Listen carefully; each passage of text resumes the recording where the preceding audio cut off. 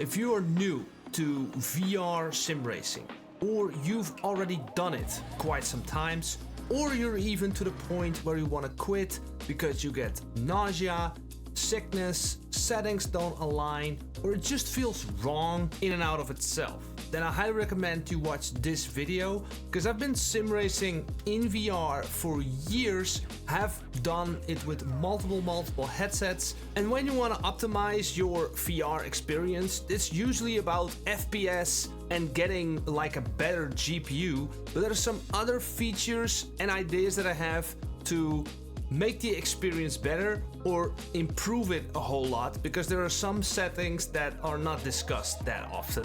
So let's go. Now I can go super technical on how your body and brain and everything needs to align and in VR, and how people get nausea and sick or just feels wrong, or they just cannot connect to the VR world. Well, the thing is, with VR, if you cannot connect to the VR world, there is something off.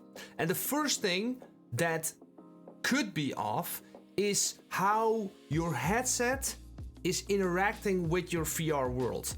So you might be thinking to yourself, why is he driving on the flat screen and not in VR? Well, I will show you to make a point here on a look how my camera is set up, the screen. When I take this curb, you see this? On the screen, this gives me great immersion how I set up the camera, like the avatar in the car, connected to the chassis. Alright, so it gives me a real, like, the car is bumping or whatever, and that can be really immersive on a screen. Now I wonder if you can spot the difference compared to the first clip. Let's have a look here. We're taking this curve over here. So in this function, I have my avatar differently set up. So you can see that my vision is connected to the horizon at this stage. So if I take that curve, you can see the car is going up and down here as well. You can see it go up and down. Again here on this curve as well. Because my vision is now locked to the horizon. In VR, this is key. If you don't use the lock to horizon in VR, it means the headset is connected to the car. And then when the car jumps a curb, my head wants to move around it. Now, you could argue if that's realistic or not, but when you're in your own personal car and you hit like a speed bump or whatever, your vision and your eyes recalibrate the horizon where you're going to look. But that's real life. In VR, you don't get certain movements anyway. So you get the car jumping up and down, and you need to like readjust your vision like in a different way. And I don't know, but after years of racing, that would make me still really freaking sick. I'm currently driving pretty much only Le Mans Ultimate, and when you go to the graphics settings, you can find it over here, lock horizon. You can see it's locked. It's ultra, high, medium, low. At the time of recording, I'm considering ultra, maybe a little bit of movement, but locked. You want to have this locked. There's something else I want to talk about, and that is the world scale. How big is the environment in your car and all that stuff? So I think it's super important in VR is that my wheel carries the same width than the avatar in my VR environment. So when I hit the driving, by the way, this is another recenter VR button. When I sit here now in the car, I want to get the same scale as the wheel. So if I'm sitting right here, I have the wheel over here, I'm looking dead center ahead to the guy, you know, we need to go that way. If I look down now, I see it's slightly misaligned. Alright, it's closer to me and it's lower.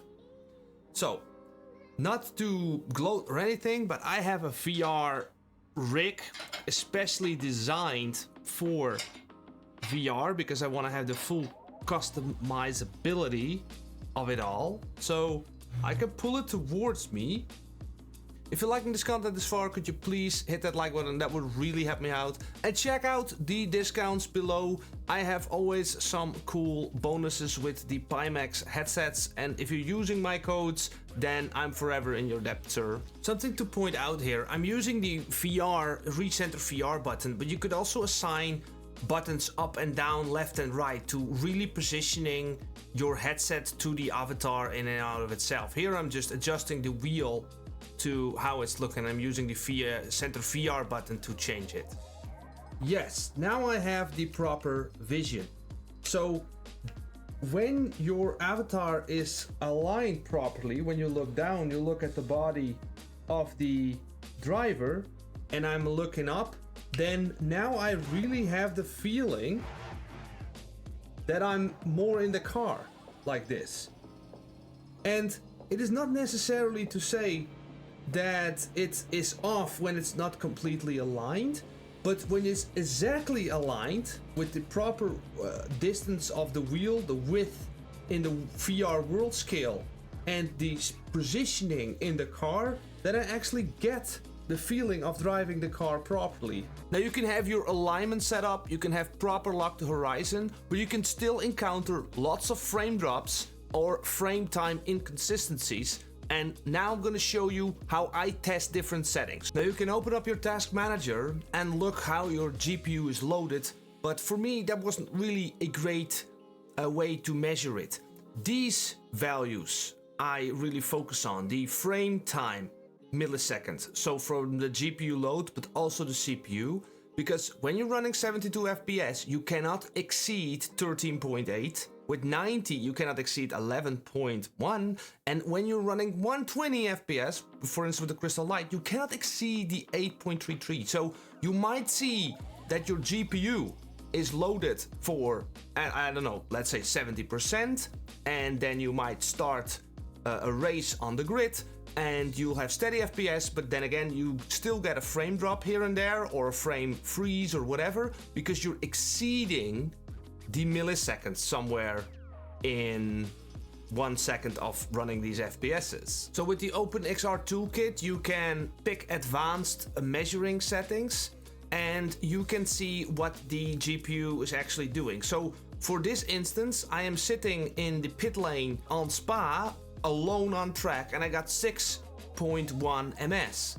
This means that my GPU is probably loaded for like, I don't know, 50% or so. I get great image quality and everything looks perfect. You can see the frame time ms. Now I cannot exceed the 13 ms like I explained before. On this image I'm doing a race start against the AI and you can see that it's already 10 ms with the same, exactly the same settings, but you got different variants here. The track is gonna be different, amount of cars. When it's online it's also different, but the thing is this GPU, especially the GPU ms, can really spike at times, and this is about VR optimizations of the simulations. Now Bahrain on Le Mans Ultimate in nighttime is the heaviest track like there is. So now how to figure out the best graphic settings then for your system? Well, I recommend just to test a bunch online, and the best ones